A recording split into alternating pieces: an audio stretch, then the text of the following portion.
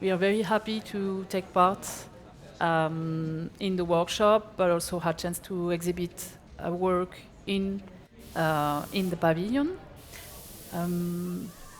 So we will stay dynamic because we've put several projects to show you and to explain you how we work. And at the end, we will show you 4 projects, and including Ombres Blanches. And after that, we will ask if you have any question, and we'll be able to see it in real and to show you it use real data in real time. So, sorry. We are new media artists with Nicolas and I. We founded a collective called La 212 in 2008 in Paris. It's a collective who explore invisible phenomena, for example, the flux of the wind in space or the electromagnetic waves. We work at the intersection of art, science, and technology, and we also have tried to care around environmental issues. We've met in a school in Paris called Les Gobelins. So we have an interaction design background. Nicolas more related to art and design, and for my part, more related to interior design. In our work, we develop different projects. We work on different kind of mediums. It's related to the space and also to the body of the visitor. As I said, we call it interactive. It means that you can interact with the piece. It also raises questions regarding the narration inside a piece, but also how to create a work as a collective, because we often work with different kind of persons who have different skills, like musicians, scientists, etc. We are influenced by the work of Georges Perec. Georges Perec is a French writer, one of members of the Oulipo, Ouvroir de littérature potentielle.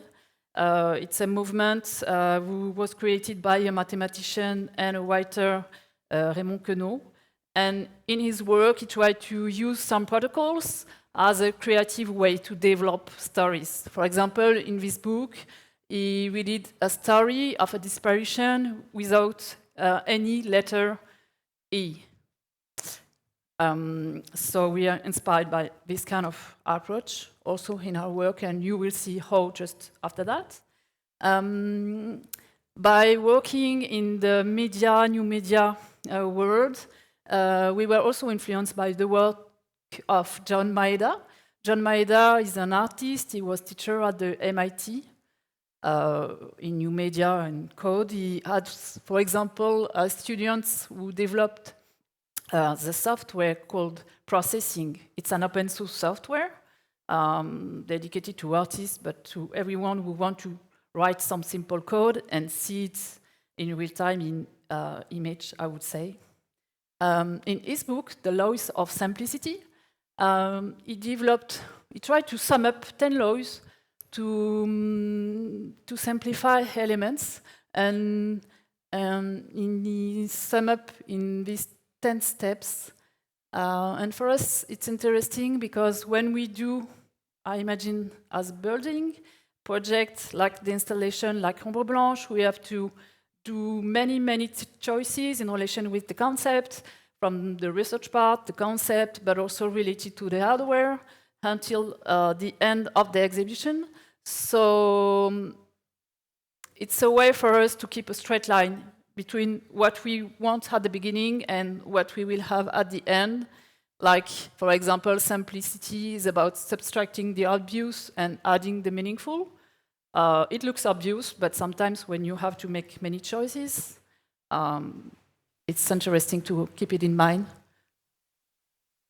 Yes, we also very inspired by the philosophy of hacking. Hacking means like taking to cut something up, to put different, to open the things and look at it in its small pieces.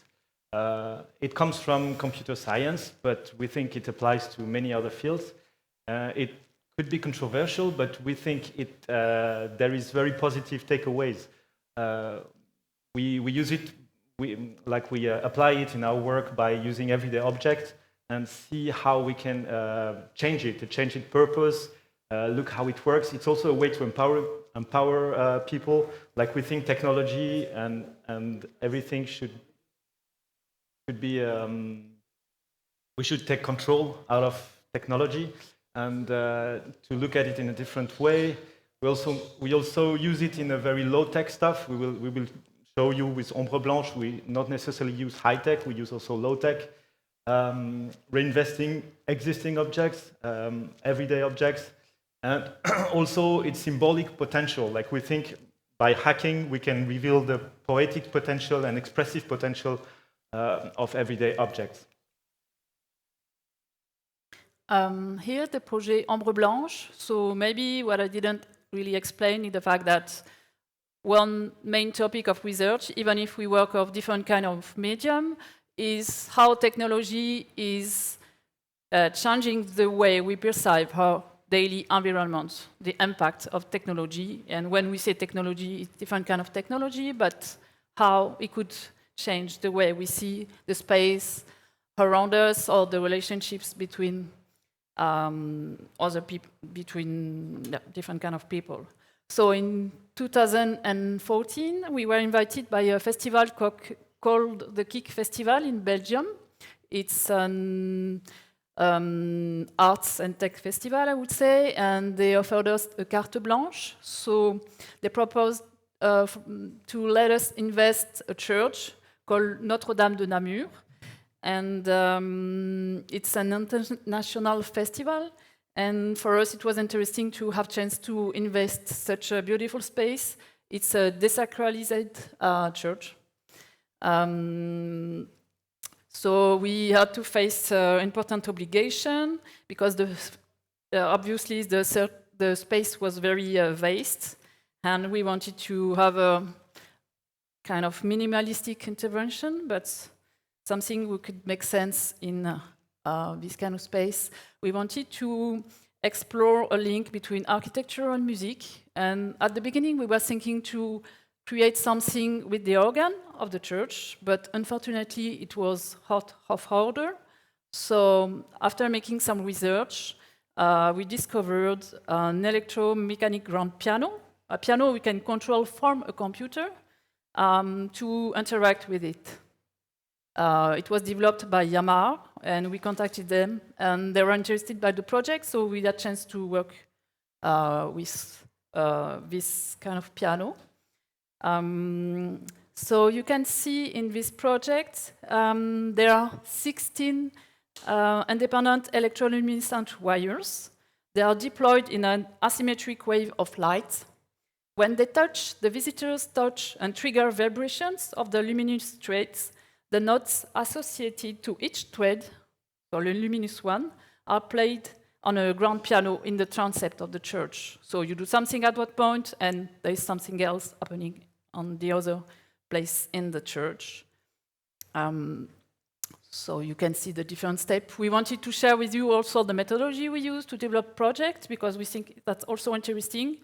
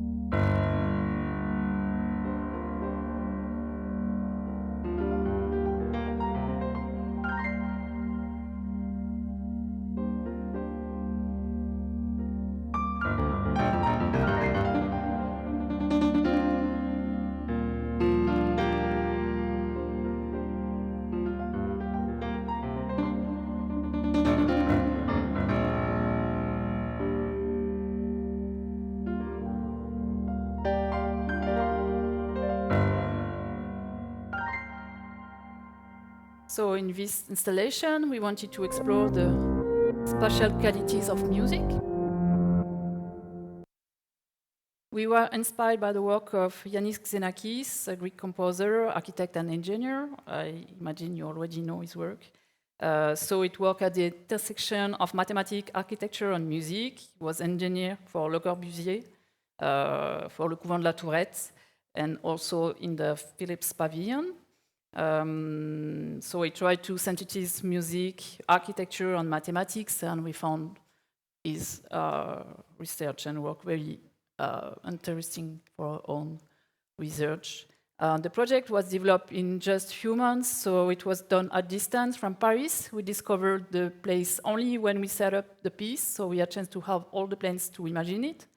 We are not architects, so to understand it better, we've done some mock-up with Lego to have the idea of the proportion and put some yellow characters inside to have it to discover a real point of view of the space, as it was very vast, and to understand how we can create a path in it. We wanted to develop an asymmetric path in the space, and also to play with the idea of verticality. And we want to try to develop different kind of point of view in this space. On the next step, so you can see it's a very simple visualization, but it also helps us to develop the technical part. The electroluminescent wires are all independent, so we developed it, and to understand the lens and how it communicates with the computer inside the piano, we had to see it in detail and see how we can do it. Also, I didn't explain that, but as we were in a church, we had to, we were not allowed, for example, to drill or elements like that, so we had to respect the buildings. That's obvious, but we had to make different choices. That's why, for example, we use concrete elements for the ropes. We had a chance to work with a French musician, Chapelier Fou. He's a violinist, but he's also at the intersection of traditional music elements. And also, he developed his own devices. For example, here you can see a joystick. So he's doing concert and in live modifying his own music with loops to create atmosphere between something which is real and something which is, we can say, more in a imaginative and poetic universe. We developed all the elements. Cyril Diagne from the collective developed all the hardware, so it uses electronics, many tests and stuff around that. And for this project, it was then developed with a collective and interdisciplinary approach.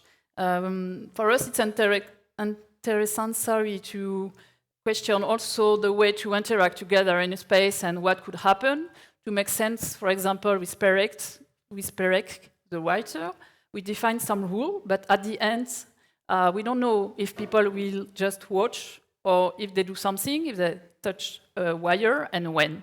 So there is also a lot of randomness inside that, and the output is then each time different, ephemeral and singular, I would say, and we interested in this approach. We place with a different scale in this installation. You do something at one point and the output is far away, and in a way we play with the idea of amplification. And we also play with the idea of digital and analog, and with the idea of the walls.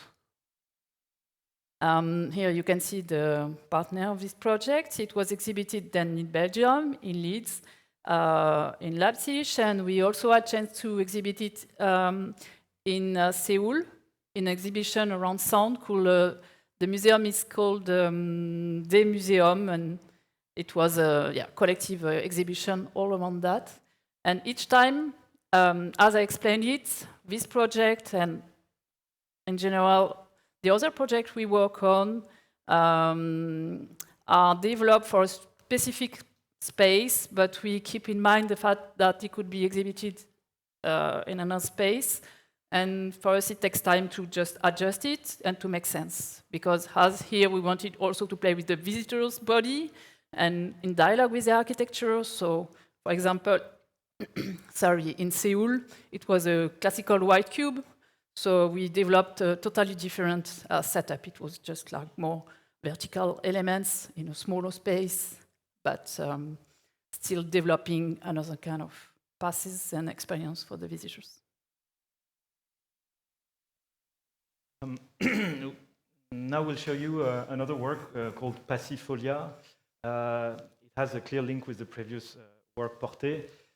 It was commissioned by Hermès, the French brand, a carte blanche for eventual project. They released some dishes with a very illustrative jungle and flowers and a lot of vegetation, like luxuriant forest motif on the plates and the cups and stuff like that. So for launching this, they asked us to make to have a counterpart of this traditional and illustrative thing, to have something more abstract, to make it more contemporary. So we thought of our personal experience of the forest and the wilderness. And so we thought of very personal and poetic feeling, memories of wandering in the forest. Like I grew up in the woods, so I spent my childhood like wandering through the bushes and stuff. And I remember the lights of Ray through the leaves, and the rays of light materialized by the humidity, the ambient humidity, and the tactile sensation of pushing the branches around. So we kind of focused on that idea and tried to find a way to abstractize it, to make it abstract, through rays of light, like to have a very empty space, like a borderless space, like to evoke the limitless of a wild area, like the jungle is. You never see where it ends. So we wanted to represent the trees and the forest by rays of light, and to have a way of tactileness. We wanted the rays of light to be tangible, like you could touch the light, and when you touch it, it reacts like it. We wanted to make the light alive somehow. So we thought of having like a very high rays of light, like something like 5 to 7 meters, and very narrow, and when you touch it, it opens. This is a very basic sketch of interactive principle. And this is a video of final.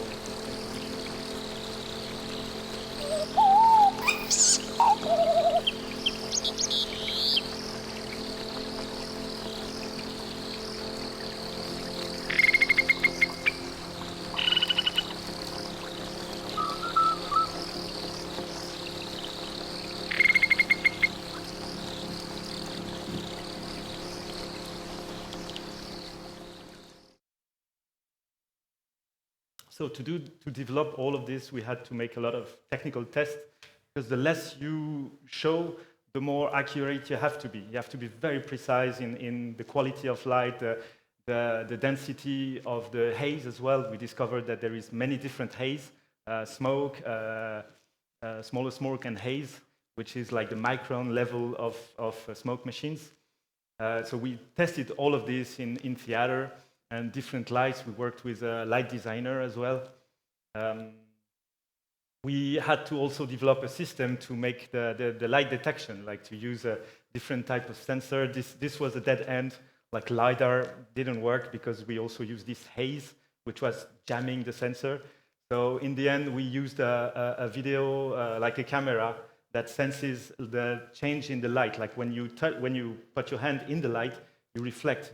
Your hand is reflecting the light. So we were sensing that, but we had to use very, very precise calibration to make it work. And to push this idea of luxuriant forest without showing the forest, we thought of how to put the rays of light in the space to make it harmonic, to make it not too mathematical. So we thought of the Fibonacci rule, which is both mathematical and both very natural, like you can see everywhere, especially in the succulent plants. So that's how we wanted to organize the rays of light. This is the view from above, and it could be go on in a very, very big space. So it was both organic and mathematics. But it had to be adapted to the grid of the space. It was Gaîté Lyrique in Paris. It's a very nice venue with very good ceiling and everything, but still it's a constraint with grids, and you have to put the light in the right space. Then you also had to align it. Like as I said, the less you put, the more precise you have to be. So it was not easy to align all the rays because we wanted to be like as perfect as possible. And usually we use like huge lights, like automated lights. They usually use for concert, like to blow your mind with many effects. But we wanted a very simple thing, and it's not usual for the light designer, to align it perfectly. So it was interesting also to interact with another field, like an expertise field. In light design, it's not the same as the design or architecture. You have to understand each other and to use the right vocabulary to make clear what you want. That was an interesting experience. Okay. We worked with Chapelier Fou, again, the musician from the same musician from the previous installation. And for this also we played with the randomness, with half random things. Because it's playing from the video. This is the sound from the video. We aligned on the light cone was also aligned with a sound, like a hyper-directional sound. I guess and the sound that was played was a sound from a naturalist recorder. And it was both natural and also reworked. Okay. We played it on a hyper-directional speaker, like made out of piezo speakers, to make it very like only you in the circle of light would hear what was happening above you. So it was very intimate experience of hearing this bird sound, and it was half random. Like Chapelier Fou, he worked on this to make it both natural and artificial, because all this play with mathematics and nature. It was also an ambient surrounding sound that even amplified the borderless aspect of this environment. This is all the technical thing to make it all work together. Like we have to sense which one is triggered, how to play the sound, how to open the light. All this working with a designer, sound engineer, and in the end, it worked very well. We were very happy. This is all the people we worked with, and it will be exhibited. We will adapt it slightly differently in October in Avignon. Very soon, if you want to see it. And so now we will talk about Ombres Blanches, the installation which is in the pool. We wanted to explore the idea of a pervasive network. So it's related to wireless communications, the communications between her phone and mobile antennas, or sometimes her phone or our computer, to a printer, for example. And some people talk about an ambient network, like ambient air in which we are immersed. By that, it evokes the fact that sometimes you can't be out of it. It's all around us.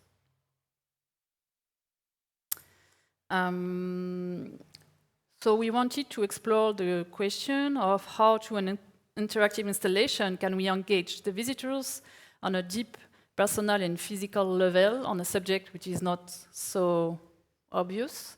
And we wanted the visitors to be able to feel with their body the electromagnetic waves through the immediacy, to the vision, but also really feel it and with the ability to go in also through it.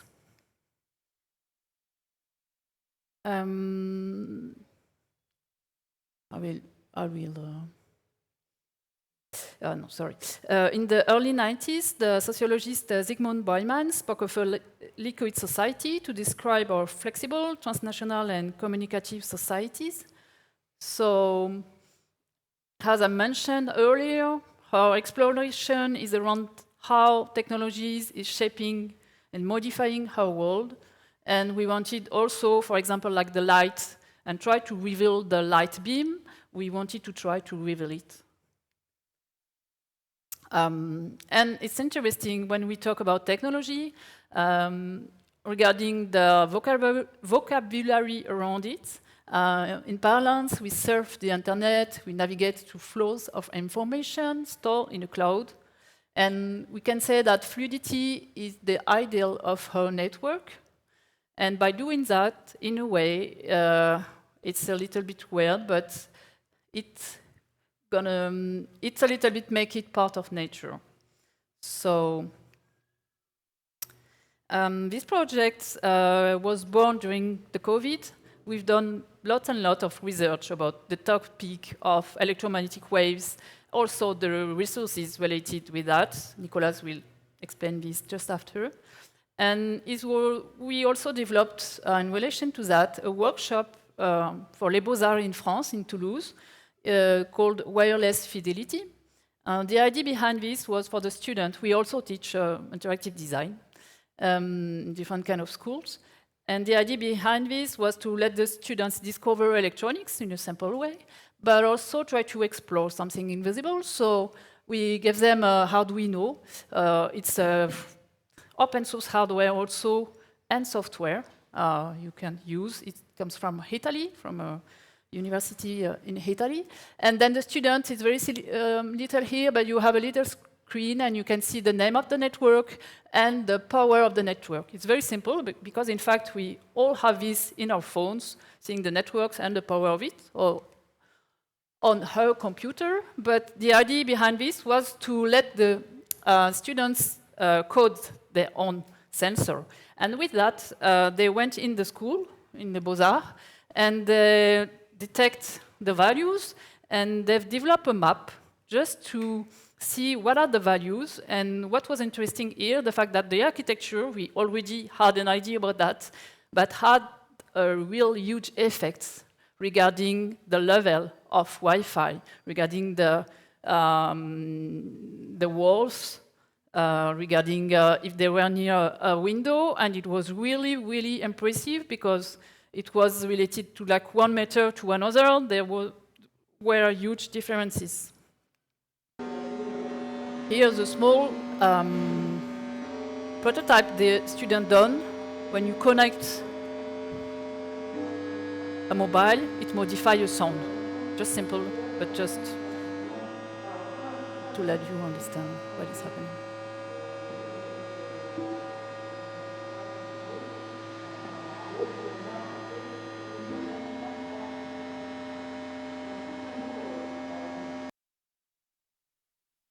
Yeah, so when we talk about electromagnetic waves, the waves in general it's very broad. There is a visible spectrum. Light is actually a wave. It's in the visible field. There is all the dangerous one with the X-ray and the radioactive stuff. We use it, but we do not. Humans use it. What we sense, or we try to sense, is more related to communication, electromagnetic waves, like from the radio wave mostly. So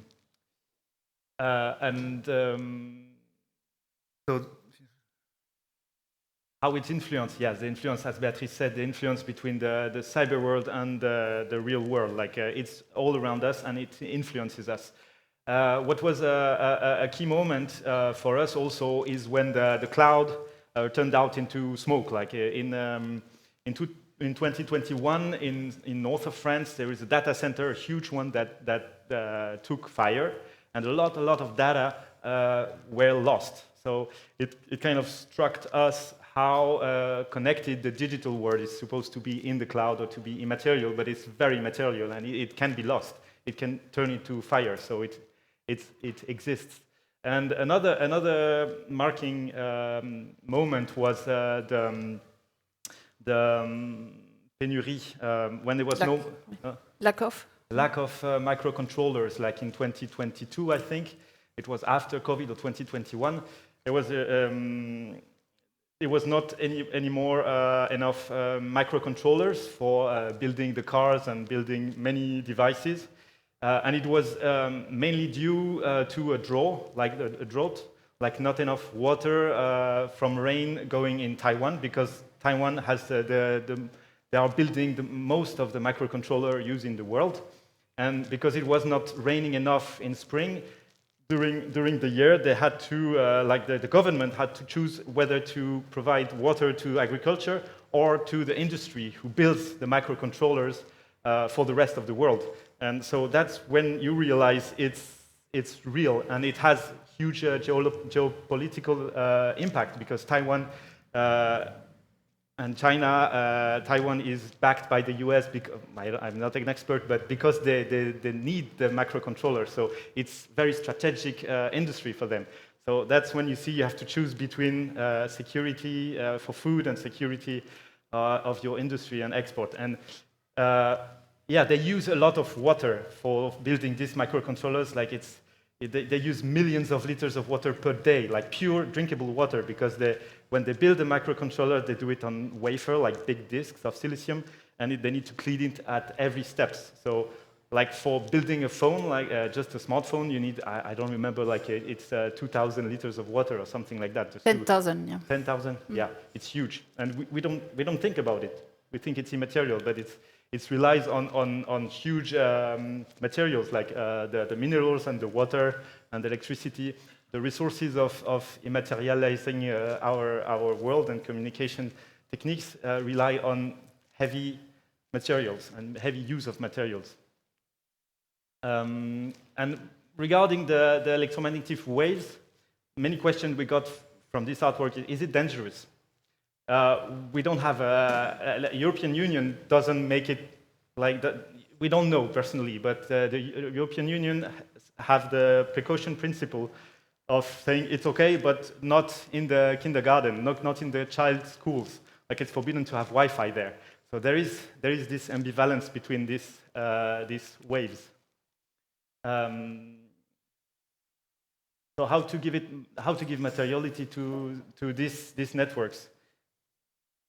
So we can say that these waves operate on an architectural scale, and a landscape of invisible networks is haunting the city. So through this installation, we wanted to try to reveal it.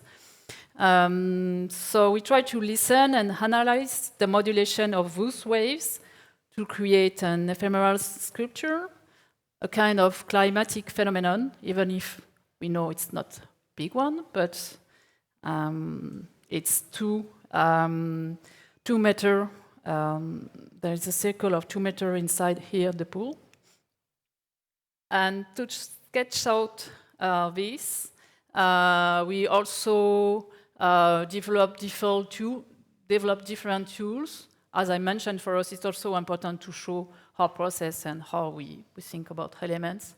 So it was also not so easy to try to imagine what will happen with the fog, because it was also the first time we worked on this kind of medium. And it's also very related to environmental conditions. If you see it with light, depending on which hour you are seeing it, it will really change your perception and the rendering of the piece. So the sunlight or the light has a huge impact, but also the wind and also the humidity in the air. It works very well if it's raining, but the more humidity you have in the air and the more present will be the cloud. So we wanted to think it always or again as a collective experience. For us, it's important in our work to think about a large audience, because when we talk about technology, sometimes there is like a gap between, for example, the youngest and the older, and we think it's important to open the door. That's why we try to develop projects with several layers of understanding. And for example, with this installation, the first time we had exhibited, it was in a botanic garden in the south of France, in Toulouse. And we had many children coming inside the cloud and just running, and it was fun because they were very wet. Their parents were not so happy with that at the end, but so, and they just understand that. And that's nice. For us, we don't want them to have an iPhone and understand what is happening. That's not the point. But if you go deeper, that's why we also, you will see it after outside, we also put a QR code. So for the adults, you can scan the QR code and you have a web app that lets you see the value of the electromagnetic waves we detect in real time. And then you can begin, if you are interested in the subject, to ask question, what is happening? Is it real? Is it fake? Or is it dangerous, for example? Ombres Blanches questions our daily habits, and it does not only depict the activity of the network or the networks, but also our relations with it. Sorry, I just wanted to say last stuff. And with this artwork, we wanted to hide the visible while revealing the invisible technological landscape all around us. And we wanted also to blur the perception. It's ambiguous. There is an ambivalence because when the cloud is appearing, you'll not see the context all around you. You don't have the possibility to still see it. And once it's dissipated, there is no trace. So we think it's a powerful kind of intervention to be there, to modify the perception, but when it's done, maybe there is nothing after that. Yeah. Now, regarding the technical aspect of how to detect and how to measure the electromagnetic waves that are around us, it was not an easy task. We did a lot of research on sensors and electronics, how to sense that. In the end, we had the chance to work with an independent research laboratory in Toulouse who developed exactly the sensor we need. It's this, you can see it, it's in the corner next to the library on the tripod. It's a sensor they developed to sense, to detect the waves in the city. They install it in many places, like in Bordeaux, there is in many areas in Bordeaux, for instance. And you can log in on a website and look at how it varies. Usually they use it in a long time scale, like for a whole day, and you can see like in the office area it's high during the working hours, and it goes low in the evening, and it's the opposite in the area where people are sleeping, like and this is because we have our phone with us, and we use it like when there is less people in an area, there is less waves emitted, mostly by the relays. Like the amount of data that is emitted in an area depends mostly on the relays, like the huge emitters. Not much about our phone, but well, the relay works more when there is more phones around. Anyway, we use this sensor and we interfaced it with a computer. We worked with a developer to translate this into a fog. So we had to interpret this data and to make it work with something that is not instantaneous. Like to build a cloud, you cannot do it like turning on a light. You need to wait a little bit to make it big, and to wait a little bit to make it smaller. So we had to interpret all of this and to have a more accurate vision of the measurements. You have this web app Béatrice mentioned before. This is the sensor. And then in the basement there is the pump. So how to make a cloud actually? There is the sensor part and there is the expressive part, like the cloud in itself, how you build a cloud. So we worked with a heavy-duty industrial pump, which pressurized water to 70 bars. It's 20 times the pressure you have in your household sink. And then it pushes it into nozzles that atomize the water. And in the end, it makes a cloud which has the same physical property as a real cloud in the sky. But these industrial heavy-duty pumps, they are meant to be constantly on, but not for a too long period, like some things 45 minutes or something. When you see it in the city, like use for cooling people, or to make it like little fountains, like in Bordeaux, there is this mirror that sprays water. It's the same system, but it's usually not on all the time because it uses some energy and it warms up. So we had to find ways to cool it down. We also have to find a way to make it to make variation, because this is supposed to be full in or off. And how you make the cloud go big and small, we had to find a way. So we used solenoid valves, but same thing, because it's 20 times the pressure of normal faucet things. You need special solenoid valves. So that's what we like to do, is to learn new things and to solve problems. And then we also used very low-tech techniques, like the flushing system, like to recycle water, because when we don't build a cloud, because the pump is always on, we direct it. But it's too much technical details. If you're interested, we are happy to talk about it. And this is the video of the first exhibition in the Botanic Garden.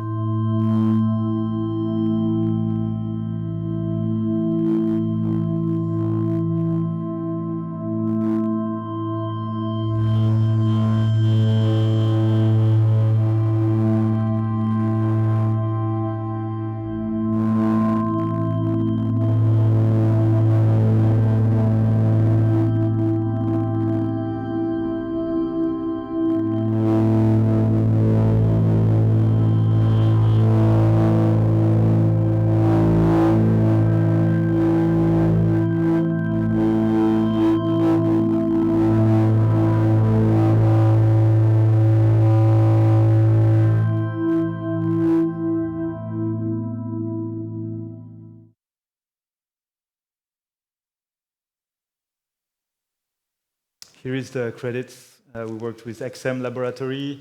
We also had a scientific consultant that explained us how waves are working. We developed a communication protocol with another specialist and a high-pressure hydraulic consultant. And we got lucky to get some fundings from the cultural minister of France.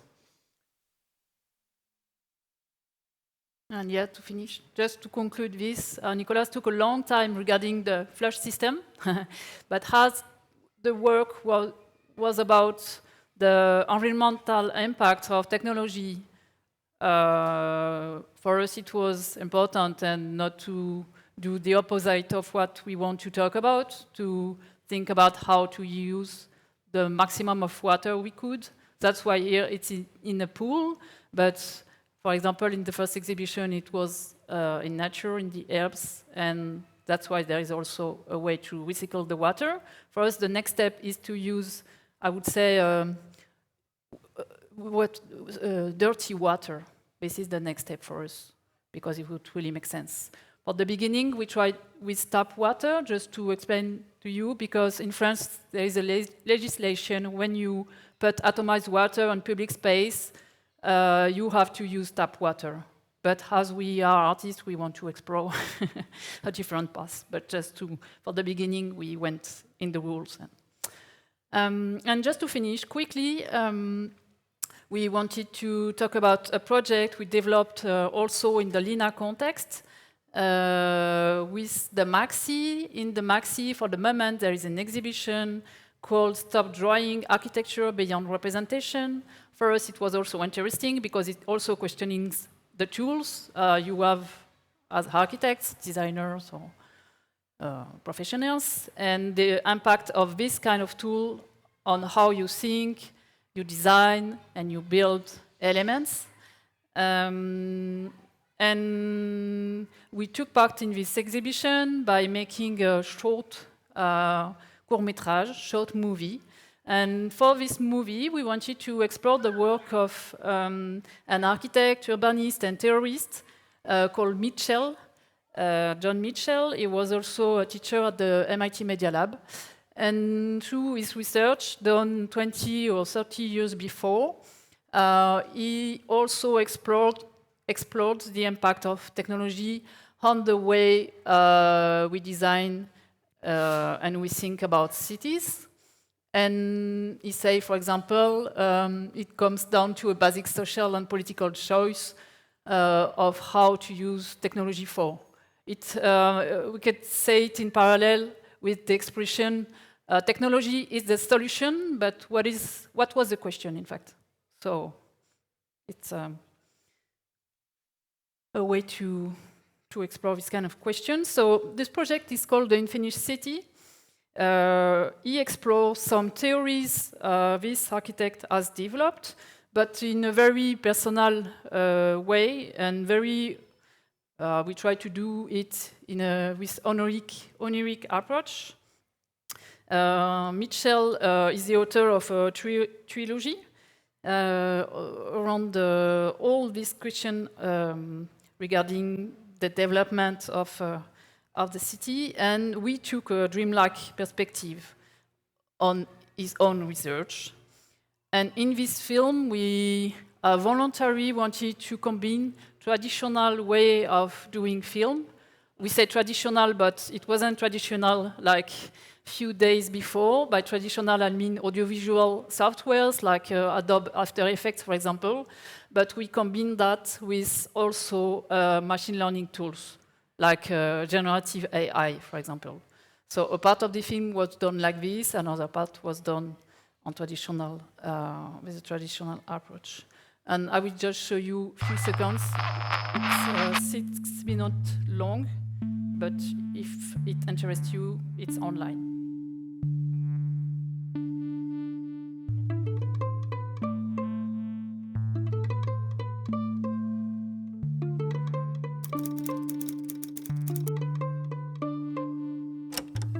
Ethan, an urban planner, wakes up with a strange sensation. His environment seems to react to his thoughts. He is now both an individual and a node in a vast intelligent network.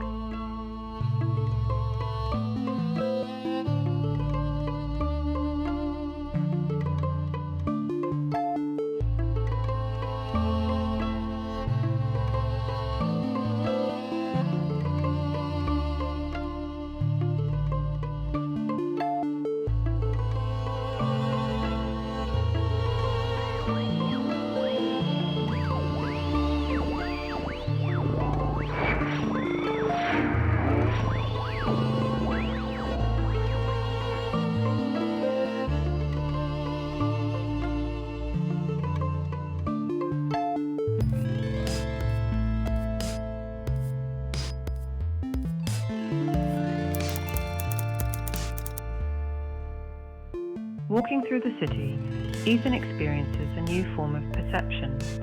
The boundary between his body and the city becomes blurred. He becomes one with the urban network.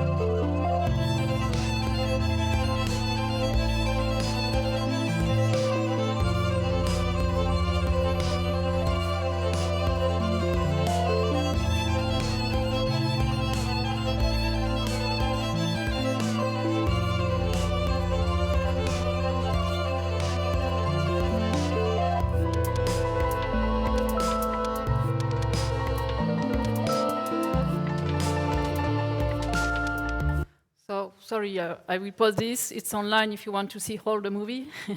And feel free to ask questions in case you have. And then after that, we'll be happy to show you the installation for real. And thank you again for being there. Thank you very much, Nicolas and Béatrice. Yeah, I think that what we could do is have a coffee. There's some breakfast outside, and then go outside. But maybe there's some questions before we kind of move outside from any of you. No curiosity. Everything was so clear. Yeah. Okay. Then, sorry. There's a question there.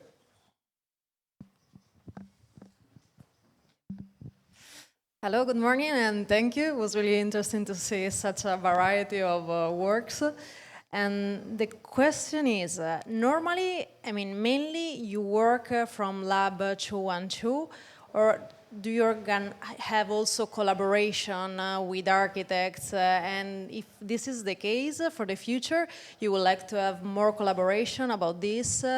Or, I mean, just this idea of collaboration with other partners? Sure. Yes, it's a good question. In fact, I have in mind two projects we've done with architects in the south of France. One was for a bank, an installation, luminous installation on a bank, for the new building of the Crédit Agricole in Toulouse, the siège of Crédit Agricole, main houses of the bank. And we've designed and developed an installation on the bank. It was a kind of mid-term installation for 5 years. It's activated each night, between something like 9 and 11. I don't remember exactly, and it plays with the idea of time passing. It's a very abstract installation. And we've also done another installation in collective housing. It was a design of, not the design of lights, but the design of implementation of lights in the hall, in the hall of the collective housing, and we designed the passes of how these lights are evolving. We called it constellations because there are several lights and plays with this idea of connected elements always evolving. It was really interesting to work on that. We had many, as you know it, obligations to respect, many related to the fact that people in collective housing have to have a minimum level of light and security access, elements like that. But for us, it's interesting, and we are always open to collaborations.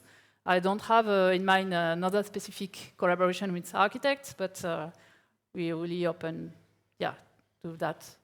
As for us, it makes sense to share the space, even if it's digital or for real. So the most we can develop the idea of sharing. That's why for us also it was interesting to be there, because the idea of the openness of the buildings, but also in the gardens outside.